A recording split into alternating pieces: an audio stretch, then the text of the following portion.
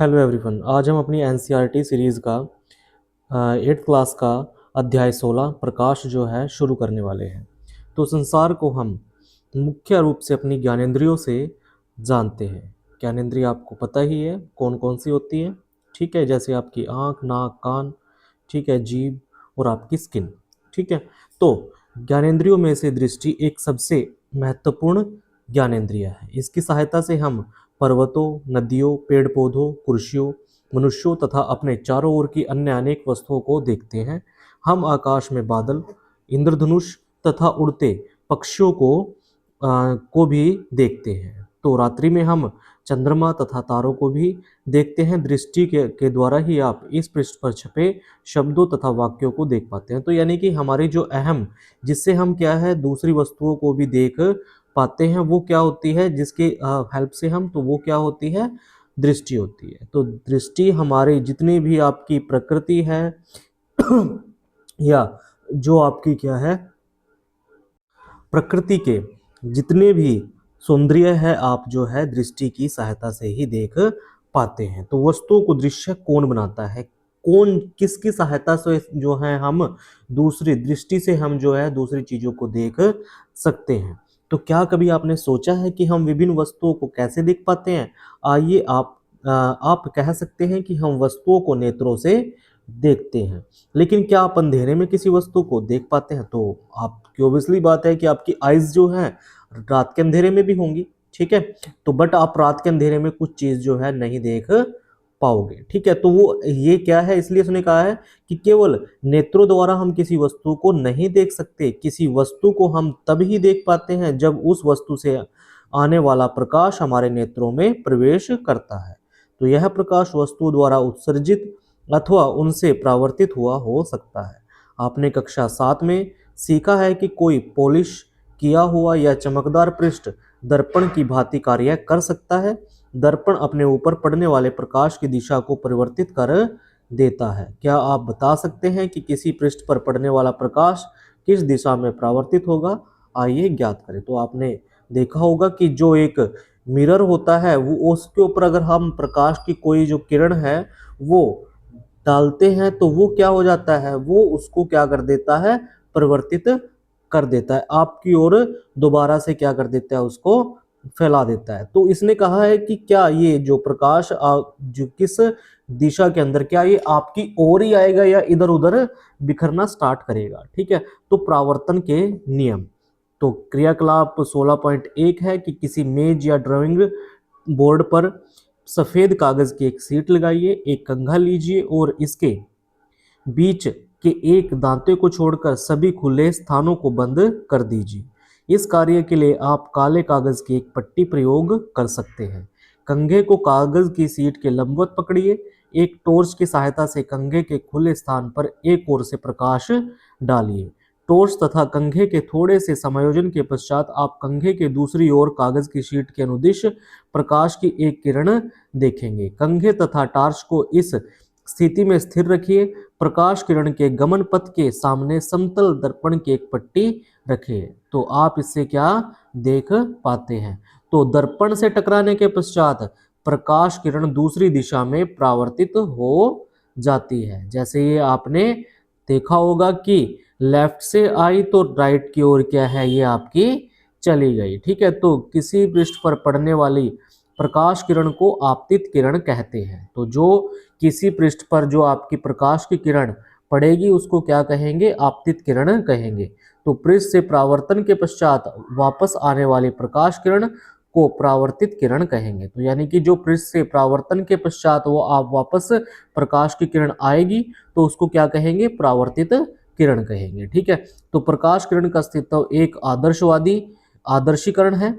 वास्तव में हमें प्रकाश का एक संकीर्ण किरण पुंज प्राप्त होता है जो अनेक किरणों से मिलकर बना होता है, ठीक है। तो याद रखना भाई, जो प्रकाश किरण का अस्तित्व है वो क्या होता है, आदर्शीकरण होता है, ठीक है। तो जो वास्तव में हमें प्रकाश का एक संकीर्ण किरण पुंज प्राप्त होता है तो जो अनेक किरणों से मिलकर बना होता है। सरलता के लिए हम प्रकाश के संकीर्ण किरण पुंज के लिए किरण शब्द का प्रयोग करते हैं। अपने मित्रों की सहायता से कागज पर समतल दर्पण की स्थिति तथा आपतित एवं परावर्तित किरणों को दर्शाने वाली रेखाएं खींचिए।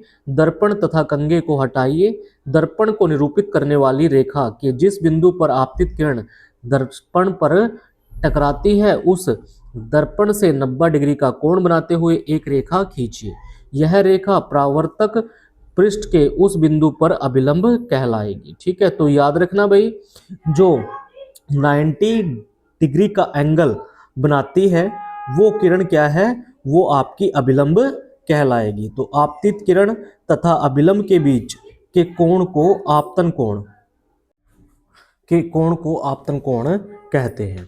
तो परावर्तित किरण तथा अभिलंब के बीच के कोण को परावर्तन कोण कहते हैं। आपतन कोण तथा परावर्तन कोण को मापिए। इस क्रियाकलाप को आपतन कोण परिवर्तित करके कई बार दोहराइए। तो प्रेक्षणों को सारणी 16.1 में लिखिए। तो यहाँ पर आपका परावर्तन कोण यानी कि आपतन कोण से यहाँ से आपकी जो है प्रकाश गया और इधर से परावर्तन कोण से जो है वो बाहर आया, जिसको आपने एंगल आर से क्या किया, निरूपित किया। जो ये बीच से जो आपका 90 डिग्री का एंगल गया इसको क्या कहेंगे, अभिलंब कहेंगे। ठीक है, तो यहाँ पर आप क्या है, आपतन कोण और परावर्तन कोण के आपतन कोण और परावर्तन कोण के एंगल्स को आप क्या है अलग अलग तरीके से जो है यहाँ पर अपने टेबल में लिख सकते हैं। क्या आप आपतन कोण तथा परावर्तन कोण के बीच कोई संबंध देखते हैं?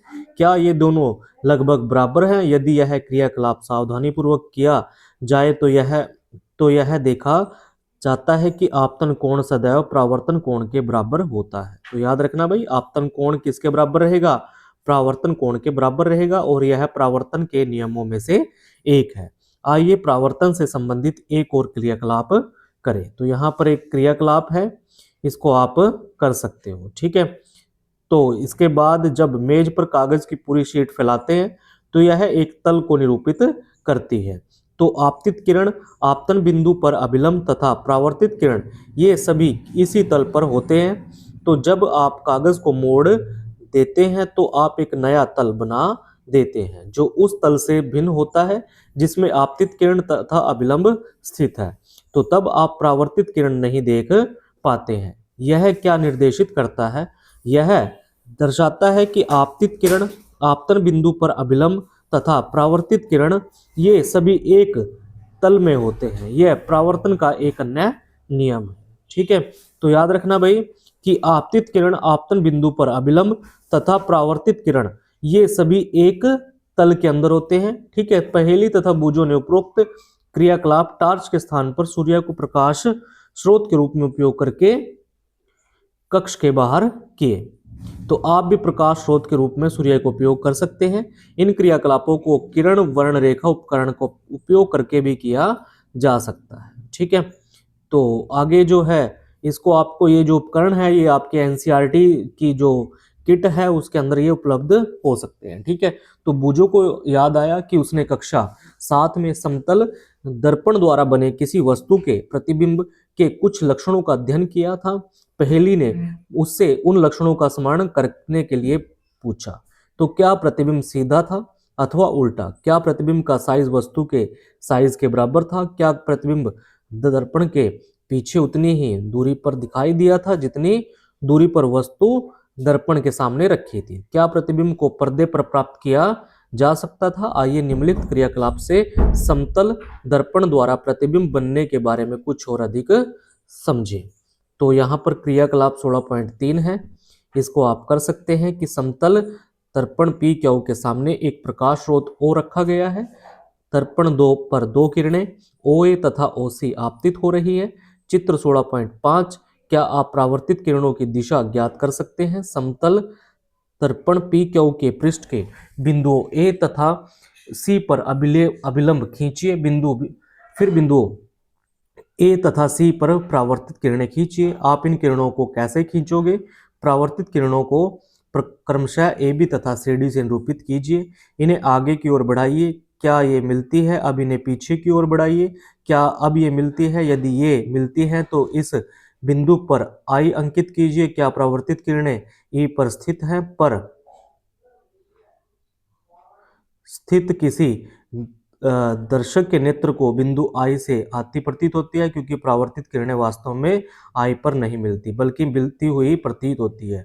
इसलिए हम कह सकते हैं कि बिंदु ओ का आभासी प्रतिबिंब आई पर बनता है। आप कक्षा 7 में पढ़ चुके हैं कि इस प्रकार के प्रतिबिंब को पर्दे पर प्राप्त नहीं किया जा सकता। तो ये आपका जो है चित्र 16.5 में समतल दर्पण में प्रतिबिंब को दिखाया गया है। ठीक है, तो आप स्मरण कर सकते हैं कि दर्पण द्वारा बने प्रतिबिंब में वस्तु का बायां भाग दाईं ओर और दायां भाग बाईं ओर दिखाई पड़ता है। इस परिघटना को पार्श्व परिघटना कहते हैं। तो याद रखना भाई, पार्श्व परिघटना क्या होती है? तो पार्श्व परिघटना वो होती है जिसमें बायां भाग और दायां भाग क्या है, जहां पर आपका बायां भाग क्या दिखाने लगे, दायां भाग, और दायां भाग क्या दिखाने लगे, बायां भाग। ठीक है, तो उसको क्या बोलेंगे, पार्श्व परिवर्तन बोलेंगे। ठीक है भाई, आगे आपके पास है इसमें कि आप जो है इसको क्या कर सकते हो, नोट कर सकते हो कि क्या ये आपका कहलाता है। ठीक है, तो आगे हमारे पास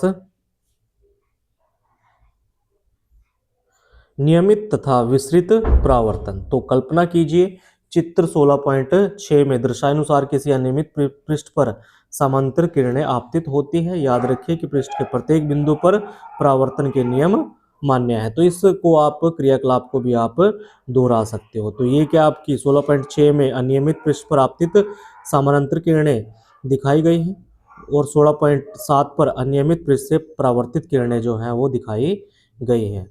तो जब सभी समानांतर किरणें किसी खुरदरे या अनियमित पृष्ठ से परावर्तित होने के पश्चात समानांतर नहीं होती, तो ऐसे परावर्तन को विषण परिवर्तन कहते हैं। तो ये भी आपका आ गया कि ये क्या होता है भाई, यहाँ से ये आप कर सकते हो कि क्या कहलाता है, जब आपकी क्या है, ये किरणें जब किसी समानांतर किरणें किसी खुरदरे या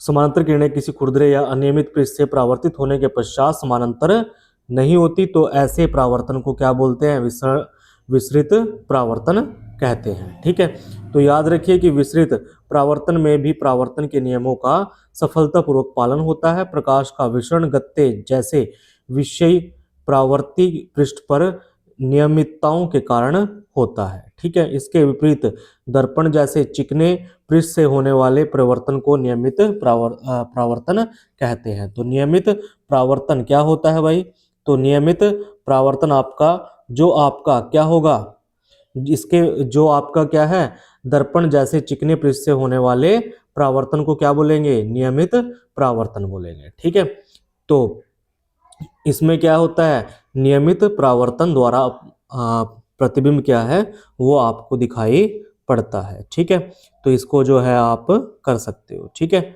उसके बाद आता है हमारे पास, क्या हम सभी वस्तुओं को परावर्तित प्रकाश के कारण ही देखते हैं?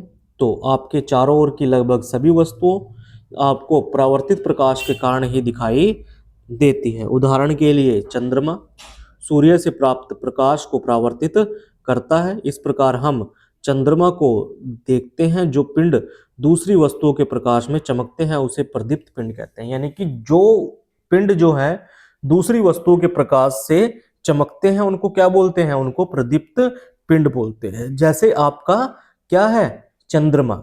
ठीक है, चंद्रमा जो है वो आपका सूर्य के प्रकाश की वजह से क्या करता है, चमकता है। तो इसलिए चंद्रमा को हम जो है प्रदीप्त पिंड कहते हैं। ठीक है, इनका अपना खुद का प्रकाश नहीं होता है। कुछ अन्य पिंड है जो स्वयं का प्रकाश उत्सर्जित करते हैं, जैसे सूर्य हो गया, मोमबत्ती की ज्वाला हो गई, तथा लैंप, विद्युत लैंप हो गया। इनका प्रकाश हमारे नेत्रों पर पड़ता है। इस प्रकार हम इन पिंडों को देखते हैं। जो पिंड स्वयं का प्रकाश उत्सर्जित करते हैं वे दीप्त पिंड कहलाते हैं। तो मेरे बुजुर्गों ने कहा, मेरे मन में प्रश्न है, यदि परावर्तित किरणें किसी अन्य दर्पण पर आपतित हो तो क्या वे फिर परावर्तित हो सकती हैं? तो परावर्तित प्रकाश को पुनः परावर्तित किया जा सकता है। तो कैसे हो सकता है भाई ऐसा? कि हम जो है एक परावर्तित प्रकाश आ रहा है, हम उसको दोबारा से क्या कर दें, परावर्तित कर दें। ठीक है, तो ऐसा हो सकता है। तो जैसे यहां पर एक आप क्या है आईने में बाल कटवाने के लिए गए, नाई ने आपके पीछे से जो है आपको कहा कि आप अपना जो है आप अपने पीछे के जो है बाल देख सकते हो। तो उसने पीछे से एक आईना रखा, तो आपने सामने वाले आईने से क्या है अपने सर का पीछे का हिस्सा जो है वो जांच लिया कि उसने पीछे से बाल जो है वो सही से काटे भी है या नहीं। तो इसको क्या कहेंगे, ये पुनः परावर्तित प्रकाश का एक उदाहरण हो सकता है। ठीक है, तो स्मरण कीजिए कि जब पिछली बार आप किसी केश प्रसाधक के यहाँ गए थे, किसी हेयर ड्रेसर के यहाँ गए थे, तो उसने आपको एक दर्पण के सामने बिठाया था। बाल कट चुकने के पश्चात उसने आपके पीछे की ओर एक दर्पण रखा था। दूसरे दर्पण की सहायता से आप सामने वाले दर्पण में यह देख सकते थे कि आपके बाल कैसे कटे हैं। तो क्या आप बता सकते हैं कि आपने सिर के पीछे के बालों को आप कैसे देख पाए थे? पहेली को याद आया कि कक्षा 6 में विस्तारित क्रियाकलाप के रूप में उसने एक परिदर्शी बनाया था। ठीक है, परिदर्शी में क्या थे, दो समतल दर्पण उपयोग किए थे उसने। क्या आप बता सकते हैं कि दो दर्पणों से परावर्तन द्वारा आप उन वस्तुओं को देखने योग्य कैसे बना पाते हैं जिन्हें आप सीधे नहीं देख पाते? तो परिदर्शियों का उपयोग कहाँ यूज करते हैं? उनका यूज हम पन डुब्बियों में यूज करते हैं, टैंकों में यूज करते हैं, बंकरों में छिपे सैनिकों द्वारा बाहर की वस्तुओं को देखने के लिए जो है वो प्रयोग में लाया जाता है। उसके बाद आता है बहु प्रतिबिंब। ये क्या होता है? तो आप जानते हैं कि समतल दर्पण किसी वस्तु का केवल एक ही प्रतिबिंब बनाता है। ठीक है, तो ये आपके पास याद रहेगा क्वेश्चन की जो आपका समतल दर्पण होता है वो क्या है, किसी वस्तु का सिर्फ एक ही प्रतिबिंब बनाएगा। यदि दो समतल दर्पणों को संयोजन में उपयोग करें तो क्या होगा, आइए इसका हम पता लगाते हैं। ठीक है, तो यहाँ दो समतल दर्पण लीजिए, उन्हें एक दूसरे से समकोण बनाते हुए इस प्रकार रखिए कि इनके किनारे आपस में मिले रहे। इन्हें जोड़ने के लिए आप किसी टेप का उपयोग कर सकते हैं। दर्पणों के बीच एक सिक्का रखिए, आपको इस सिक्के के कितने प्रतिबिंब दिखाई देते हैं। तो अब टेप का उपयोग करके दर्पणों को विभिन्न कोणों जैसे 45 डिग्री, 60 डिग्री, 120, 180 आदि पर जोड़िए। दर्पणों के बीच में कोई वस्तु जैसे मोमबत्ती रखिए। प्रत्येक प्रकरण में वस्तु के बनने वाले प्रतिबिंबों की संख्या नोट कीजिए। अंत में दोनों दर्पणों को एक दूसरे के समानांतर खड़े कीजिए। देखिए अब मोमबत्ती के कितने प्रतिबिंब आपको दिखाई पड़ते हैं। तो इसको आप क्रियाकलाप को कर सकते हैं।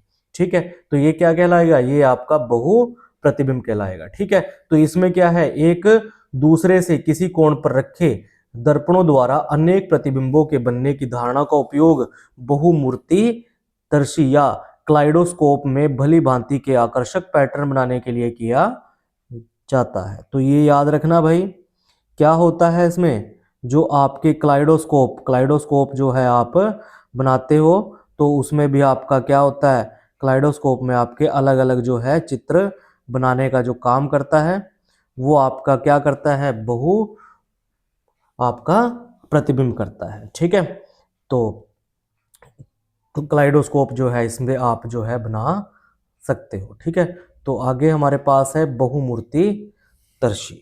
ठीक है, तो ये आप क्या होता है, इसको आप बना सकते हो। ठीक है, आपका जो आपने इसने कहा कि क्लाइडोस्कोप कैसे बनता है। ठीक है, तो आपको ट्यूब में भली भांति के पैटर्न दिखाई देते हैं। क्लाइडोस्कोप की एक रोचक विशेषता यह है कि आप कभी भी एक पैटर्न दोबारा नहीं देख पाओगे। तो भाई यहाँ पर ये याद रखना कि क्लाइडोस्कोप में आप जो है जो भी बनाओगे वो पैटर्न आप एक ही बार देख पाओगे, उसको आप बार बार जो है वो नहीं देख पाओगे। ठीक है, तो क्लाइडोस्कोप का उपयोग नए पैटर्न की कल्पना करने के लिए करते हैं। ठीक है, तो और इसको खिलौनों को आकर्षक बनाने के लिए करते हैं। ठीक है, उसके बाद है सूर्य का प्रकाश, श्वेत या रंगीन। ठीक है, इसको भी आप जो है कि सूर्य का प्रकाश हम कहते हैं कि वो 7 रंगों से मिलकर बना है। तो इसको आप एक जो है आप एक एक्सपेरिमेंट से भी आप इसको बना सकते हो कि आप 7 रंगों को एक निश्चित अनुपात में लीजिए और उसको क्या है एक गोल व्हील के ऊपर क्या है बना बना दीजिए, ठीक है।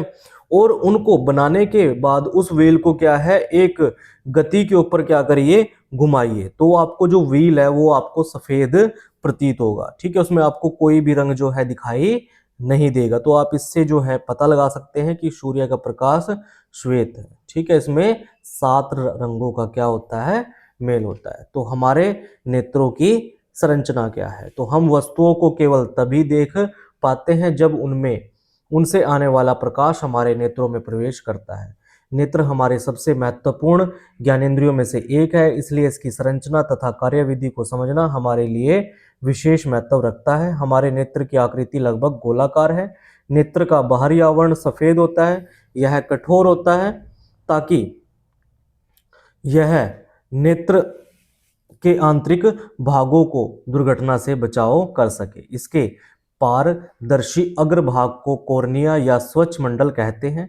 कॉर्निया के पीछे हम एक गहरे रंग की पेशियों की संरचना पाते हैं जिसे परितारित या आइरिस कहते हैं। आइरिस में एक छोटा सा द्वार होता है जिसे पुतली कहते हैं। तो याद रखना भाई, आइरिस के अंदर क्या होता है एक छोटा सा द्वार होता है जिसको हम क्या बोलते हैं पुतली बोलते हैं। और पुतली के साइज को क्या बोलते हैं को हम क्या करते हैं परितारिका से नियंत्रित करते हैं, ठीक है। आइरिस से हम क्या करते हैं उसको कंट्रोल करने का काम करते हैं। और आइरिस जो है नेत्र का वो हिस्सा होता है, आंख का वो हिस्सा होता है जिसका एक विशिष्ट इसे क्या है इसका विशिष्ट रंग प्रदान करती है। तो जब हम कहते हैं कि किसी व्यक्ति के नेत्र हरे हैं तो वास्तव में उसके आइरिस का रंग ही वो हम बता रहे हैं कि उसकी आइरिस जो है वो हरी है, नीली है, काली है, कैसी है। तो आइरिस नेत्र में प्रवेश करने वाले प्रकाश की मात्रा को नियंत्रित करती है। आइए देखें हम ये कैसे करते हैं। तो ये आपका जो है यहाँ पर नेत्र का जो है आपका चित्र बनाया गया है, ठीक है। इसमें पक्षमाभ पेशियां है, आइरिस दिखाया है, लेंस दिखाया है, कॉर्निया दिखाया है और आपकी प्रकाशिक तंत्रिका को दिखाया गया है। इसको आप एक एक्सपेरिमेंट से जो है पता लगा सकते हो, ठीक है। तो पुतली के पीछे एक लेंस है जो केंद्र पर मोटा होता है। किसी प्रकार का लेंस केंद्र पर मोटा होता है। स्मरण कीजिए कि कक्षा 7 में लेंसों के बारे में पढ़ा है। लेंस प्रकाश को आंख के पीछे एक परत पर फोकसित करता है। इस परत को रेटिना या दृष्टिपटल कहते हैं। रेटिना अनेक तंत्रिका कोशिकाओं का बना होता है। तंत्रिका कोशिका द्वारा अनुभव की गई संवेदनाओं को दृक् तंत्रिकाओं द्वारा मस्तिष्क तक पहुंचा दिया जाता है। तंत्रिका कोशिका 2 प्रकार की होती है। एक होती है हमारी शंकु जो तीव्र प्रकाश के लिए सुग्राही होते हैं और एक होती है शलाकाएं जो मंद प्रकाश के लिए सुग्राही होती है। इसके अतिरिक्त शंकु रंगों या वर्णों की सूचनाएं भी भेजते हैं। दृक् तंत्रिकाओं तथा रेटिना की संधि पर कोई तंत्रिका कोशिका नहीं होती। इस बिंदु को अंध बिंदु कहते हैं। इसके अस्तित्व को निम्न प्रकार से प्रदर्शित किया जा सकता है, ठीक है। तो यहाँ पर ये आपका एक और एक्सपेरिमेंट आ जाता है, ठीक है। तो रेटिना पर बने प्रतिबिंब का प्रभाव वस्तु को हटा लेने पर तुरंत ही समाप्त नहीं होता। ये हमारे पास एक इम्पोर्टेंट आ गया भाई कि जो हमारा रेटिना का प्रभाव है वो तुरंत ही समाप्त नहीं होता, ठीक है। जो वस्तु है वो अगर हमने आंख को हटा लिया तो वो वस्तु जो है हमारी आंख से एकदम से ओझल नहीं होती। वो हमारे 1/16 सेकंड तक वो हमारी आंख के जो पटल है उसके ऊपर क्या रहता है बना रहता है, ठीक है। इसलिए यदि नेत्र पर प्रति सेकंड 16 या इससे अधिक दर पर किसी गतिशील वस्तु के स्थिर प्रतिबिंब बने तो नेत्र को यह वस्तु चलचित्र की भांति चलती फिरती अनुभव होगी, ठीक है। तो ये आपका जो है यहाँ पर हम जो चलचित्र देखते हैं वह वास्तव में कुछ भिन्न अनेक चित्रों को उपयुक्त पर्दे पर क्रम में पर्दे पर प्रेक्षण है। इन्हें नेत्र के सामने प्राय 24 प्रतिबिंब प्रति सेकंड 16 प्रति सेकंड की दर से अधिक की दर से प्रवर्तित होते दिखाया जाता है। इस प्रकार हम चलचित्र देख पाते हैं, ठीक है। तो यहाँ पर नेत्रों को बाहरी वस्तुओं के प्रवेश से सुरक्षा देने के लिए प्रकृति ने पलकें प्रदान की हैं। पलकें बंद होकर अनावश्यक प्रकाश को भी नेत्रों में प्रवेश करने से रोक देती है। नेत्र एक ऐसा अद्भुत यंत्र है कि सामान्य नेत्र दूर स्थित वस्तुओं के साथ साथ निकट की वस्तुओं को भी स्पष्ट देख सकता है। वह न्यूनतम दूरी जिस पर नेत्र वस्तुओं को स्पष्टतः देख सकता है आयु के बढ़ने के साथ परिवर्तित होती रहती है। ठीक है, तो सामान्य नेत्र द्वारा पढ़ने के लिए सर्वाधिक उपयुक्त दूरी लगभग 25 सेंटीमीटर है। कितनी है भाई, ये देख लो कितनी होती है।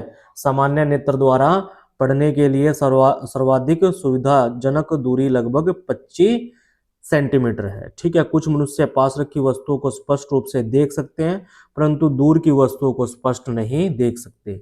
इसके विपरीत कुछ मनुष्य जो है निकट रखी वस्तुओं को सुस्पष्ट नहीं देख पाते परंतु दूर की वस्तुओं को स्पष्ट देख सकते हैं। तो उचित संशोधक लेंसों के उपयोग द्वारा नेत्र के इन दृष्टि दोषों का संशोधन किया जा सकता है। कभी कभी विशेष रूप से वृद्धावस्था में नेत्र दृष्टि धुंधली हो जाती है। यह नेत्र लेंस के धुंधला हो जाने के कारण होता है। ऐसा होने पर हम कह सकते हैं कि नेत्र में मोतियाबिंद जो है विकसित हो रहा है। इसके कारण दृष्टि कमजोर हो जाती है जो कभी कभी अत्यधिक गंभीर रूप ले लेता है। इस दोष की चिकित्सा संभव है, तो इसको आप जो है ठीक कर सकते हो। मोतियाबिंद का इलाज है। ठीक है, तो अपारदर्शी लेंस को हटाकर नया कृत्रिम लेंस लगा दिया जाता है। आधुनिक प्रौद्योगिकी ने इस प्रक्रिया को सरल एवं सुरक्षित बना दिया। उसके बाद है नेत्रों की देखभाल। तो यह आवश्यक है कि आप अपने नेत्रों की उचित देखभाल करें। यदि कोई भी समस्या है तो आपको किसी नेत्र विशेषज्ञ के पास जाना चाहिए। नेत्रों की नियमित जांच कराइए। यदि परामर्श दिया गया है तो उचित चश्मे का उपयोग कीजिए। नेत्रों के लिए बहुत कम या बहुत अधिक प्रकाश हानिकारक है। अपर्याप्त प्रकाश से नेत्र खिंचाव तथा सरदर्द हो सकता है। सूर्य या किसी शक्तिशाली लैंप या अत्यधिक तीव्र प्रकाश अथवा लेजर टॉर्च का प्रकाश रेटिना को क्षति पहुंचा सकता है। ठीक है, तो यहाँ पर एक बटरफ्लाई के बारे में बताया गया है। ठीक है, तो यहाँ इसने कहा है कि सूर्य या किसी शक्तिशाली प्रकाश स्रोत को कभी भी सीधा मत देखिए। अपने नेत्रों को कभी मत रगड़िए। यदि आपको नेत्रों में कोई धूल का कण गिर जाए तो नेत्रों को स्वच्छ जल से धोइए। यदि कोई सुधार न हो तो डॉक्टर के पास जाइए। पठन सामग्री को सदैव दृष्टि की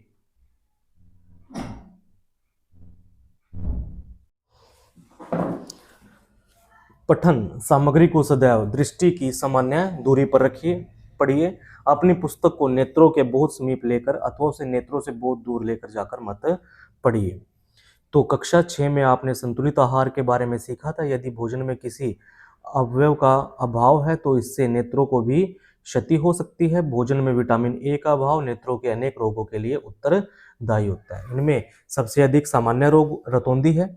इसलिए हमें अपने आहार में विटामिन ए युक्त अवयवों को सम्मिलित करना चाहिए। ठीक है, तो यानी कि जो विटामिन ए जो है वो हमारी आंखों के लिए क्या होता है, अच्छा होता है, जिससे रतौंधी जैसे रोग जो है वो आसानी से ठीक हो सकते हैं। तो कच्ची गाजर, फूल गोभी तथा हरी सब्जियां जैसे पालक तथा कोड लिवर तेल में विटामिन ए की प्रचुर मात्रा पाई जाती है। अंडे, दूध, दही, पनीर, मक्खन एवं फल जैसे आम, पपीता भी विटामिन ए से भरपूर होते हैं। ठीक है, तो यहाँ पर एक जो है तितली के नेत्र के बारे में बताया है। ठीक है, तो जंतुओं के नेत्र विभिन्न आकृतियों के होते हैं। केकड़े के नेत्र बहुत छोटे होते हैं परंतु इनके द्वारा केकड़ा चारों ओर देख सकता है। इसलिए यदि शत्रु पीछे से भी उसकी ओर आता है तब भी वह उसे पता लग जाता है। तो तितली के बड़े नेत्र होते हैं जो सहस्त्रों छोटे नेत्रों से मिलकर बने प्रतीत होते हैं। यह केवल सामने अथवा पार्श्व में नहीं देखती बल्कि पीछे भी देख सकती है। तो उल्लू रात में भली भांति देख सकते हैं परंतु दिन में नहीं देख पाता। इसके विपरीत दिन के प्रकाश में सक्रिय पक्षी दिन में अच्छे प्रकार देख सकते हैं जैसे चील और गरुड़, लेकिन रात में ठीक नहीं देख पाते। उल्लू के नेत्र में बड़ा कॉर्निया और बड़ी पुतली होती है ताकि नेत्र में अधिक प्रकाश प्रवेश कर सके। इसी के साथ साथ इसके रेटिना में बड़ी संख्या में शलाकाएं होती है तथा केवल कुछ ही शंकु होते हैं। इसके विपरीत दिन के पक्षियों के नेत्रों में शंकु अधिक तथा शलाकाएं कम होती है। ठीक है, उसके बाद आते हैं आपके चाक्षुष विकृति वाले व्यक्ति, पढ़ लिख नहीं सकते। तो कुछ व्यक्ति जिनमें बच्चे भी शामिल है, वो उनके अंदर क्या होती है, दृष्टि से संबंधित, ठीक है, वो क्या होती है, समस्याएं होती है, ठीक है, जिनको क्या है, कुछ स्पेशल जो है वो पर्सन कहा जाता है, ठीक है। उनकी वस्तुओं को देखने के लिए सीमित दृष्टि होती है। कुछ व्यक्ति जन्म से ही बिल्कुल नहीं देख पाते। कुछ व्यक्ति किसी बीमारी या किसी चोट के कारण नहीं देख अपनी दृष्टि को खो देते हैं। ऐसे व्यक्ति स्पर्श द्वारा अथवा ध्वनियों को ध्यानपूर्वक सुनकर वस्तुओं को पहचानने का प्रयत्न करते हैं। वे अपनी दूसरी ज्ञानेंद्रियों को अधिक विकसित कर लेते हैं, तथापि अतिरिक्त संसाधन उन्हें अपनी क्षमताओं को और अधिक विकसित करने के लिए में सक्षम बनाता है, ठीक है। उसके बाद आपके चाक्षुष यानी कि दृष्टि दोष से संबंधित जो व्यक्ति होते हैं उनके लिए प्रकाशिक साधन और प्रकाशिक साधन, तो यहाँ पर इसके बारे में बताया है कि अप्रकाशिक साधनों में चाक्षुक साधन, स्पर्श साधन जो क्या है, स्पर्श की ज्ञानेंद्रियों को उपयोग करके, श्रवण साधन की ज्ञानेंद्रियों तथा इलेक्ट्रॉनिक साधन जो है शामिल होते हैं। जो चाक्षुक जो आपकी दृष्टि दोष से साधन शब्दों को आवर्धित कर सकते हैं, उचित तीव्रता का प्रकाश प्रदान कर सकते हैं तथा सामग्री को उचित दूरी पर जुटा सकते हैं। तो स्पर्श साधन जिनमें ब्रेल लिपि, ये आपकी जिसमें क्या होता है, जो ये खुरदरी होती है जिसके हेल्प से जो आपके दृष्टि दोष से संबंधित व्यक्ति है वो क्या कर सकता है, इजिली पढ़ सकता है, ठीक है। तो चाक्षुष विकृति युक्त व्यक्ति को पढ़ने तथा लिखने में सहायता करते हैं। श्रवण साधनों में कैसेट, टेप रिकॉर्डर, बोलने वाली पुस्तकें तथा अन्य साधन शामिल है। बोलने वाले कैलकुलेटर तथा कंप्यूटर जैसे इलेक्ट्रॉनिक साधन भी उपलब्ध हैं जिनसे अनेक संगणना कार्य किए जा सकते हैं। पंथ बंद परिपथ टेलीविजन भी एक इलेक्ट्रॉनिक साधन है जो मुद्रित सामग्री को उचित कंट्रास्ट तथा प्रदीप्ति के साथ आवर्धित करता है। आजकल जो आपकी सीडी है, कॉम्पैक्ट डिस्क तथा कंप्यूटरों के साथ वाक्य यंत्र भी वांछित विषय को सुनने तथा लिखने में अत्यधिक सहायक है। तो प्रकाशिक साधनों में द्विफोक्सी लेंस, संस्पर्श लेंस, रंजित लेंस, आवर्धिक तथा दूरबीन साधन शामिल है, जबकि लेंसों के संयोजन चाक्षुक सीमाबंधन के संशोधन के लिए उपयोग किए जाते हैं। दूरबीन साधन चौकबोर्ड तथा कक्षा प्रबंधनों के को देखने के लिए उपलब्ध होते हैं, ठीक है। तो उसके बाद आती है ब्रेल लिपि क्या है। तो ब्रेल लिपि क्या होती है, तो जो आपके चाक्षुष विकृति यानी दृष्टि दोष से संबंधित व्यक्ति होते हैं उनको के लिए सर्वाधिक लोकप्रिय है। ये कैसे, किसने इसका आविष्कार किया था, तो लुई ब्रेल जो खुद एक क्या है, जिसको दृष्टि दोष से विकृत एक व्यक्ति था, उसने क्या किया था, इसका आविष्कार किया था। इसने चक्षुष विकृति युक्त व्यक्तियों के लिए एक पद्धति विकसित की। इसके 1881 में प्रकाशित किया गया, ठीक है। तो वर्तमान पद्धति 1932 में अपनाई गई, ठीक है। 1801 जो आपकी 21 में इसको प्रकाशित किया गया था, बट 1932 में इसको अपनाया गया। सामान्य भाषाओं, गणित तथा वैज्ञानिक विचारों के लिए ब्रेल कोड है। ब्रेल पद्धति का उपयोग करके अनेक भारतीय भाषाओं को पढ़ा जा सकता है, ठीक है। ब्रेल पद्धति में 63 बिंदुकित पैटर्न अथवा छाप है। प्रत्येक छाप एक अक्षरों के समुच्चय, सामान्य शब्द अथवा व्याकरणित चिन्ह को प्रदर्शित करती है। बिंदुओं को ऊर्ध्वाधर पंक्तियों के 2 कक्षों में व्यवस्थित किया गया है। प्रत्येक पंक्ति में 3 बिंदु हैं, जैसे यहाँ पर आपका दिखाया गया CAT के लिए, जैसे यहाँ पर ये बिंदु जो है अलग अलग दिखाए गए हैं। एंड के लिए क्या यूज होते हैं और कोमा के लिए क्या यूज होते हैं, ठीक है। तो इनको क्या है, जब ब्रेल शीट पर उभारा जाता है तो ये क्या है, चाक्षुष विकृति युक्त व्यक्तियों को छूकर शब्दों को पहचानने में सहायता करते हैं। स्पर्श को आसान बनाने के लिए बिंदुओं को थोड़ा सा उभार दिया जाता है। तो चाक्षुष विकृति युक्त पद्धति युक्त व्यक्ति ब्रेल पद्धति को अक्षरों से सीखना प्रारंभ करता है। इसके पश्चात विशेष छापों एवं अक्षरों के संयोजनों को पहचानता है। सीखने की विधि स्पर्श से पहचान पर निर्भर करती है। प्रत्येक छाप को स्मरण करना पड़ता है। ब्रेल पाठों को हाथ या मशीन से तैयार किया जा सकता है। आजकल टाइपराइटर जैसी युक्तियां तथा मुद्रण मशीनें विकसित की गई हैं, ठीक है। तो ये जो है हमारा चैप्टर यहीं पर खत्म होता है। ठीक है, तो इसमें हेलन एक केलर के बारे में बताया है कि कुछ चाक्षुष विकृति युक्त भारतीयों को महान उपलब्धियां प्राप्त करने का श्रेय है। दिवाकर नामक एक प्रतिभा संपन्न बालक ने गायक के रूप में आश्चर्यजनक प्रदर्शन किया। जन्म से पूर्णतः चक्षु विकृत युक्त श्री रविंद्र जैन ने इलाहाबाद से अपने संगीत प्रभाकर की उपाधि प्राप्त की। उन्होंने एक संगीतकार, गीतकार तथा गायक रूप में अपनी श्रेष्ठता को उभारा। श्री लाल आडवाणी, जो स्वयं चाक्षु विकृत युक्त हैं, ने भारत में विकलांगों के पुनर्वास तथा विशिष्ट शिक्षा के लिए एक संस्था की स्थापना की। इसके अतिरिक्त उन्होंने यूनेस्को में ब्रेल समस्याओं पर भारत का प्रतिनिधित्व किया। अमेरिका की एक लेखिका एवं प्राध्यापिका हेलन ए केलर संभवतः सर्वविदित है तथा प्रेरक चाक्षुष विकृति युक्त महिला है। 18 महीने की आयु में उन्होंने अपनी दृष्टि खो दी थी, लेकिन उनके संकल्प तथा साहस के कारण वह एक विश्वविद्यालय में स्नातक की उपाधि ग्रहण कर सकी। स्टोरी ऑफ माई लाइफ 1903 सहित उन्होंने अनेक पुस्तकें लिखी हैं। ठीक है, तो यहीं पर हमारा जो है चैप्टर प्रकाश जो है खत्म होता है। आप इसको दोबारा से एक बार रीड करिए अच्छे से। हम इसके नोट्स लेके आपके पास दोबारा से हाजिर होंगे। धन्यवाद।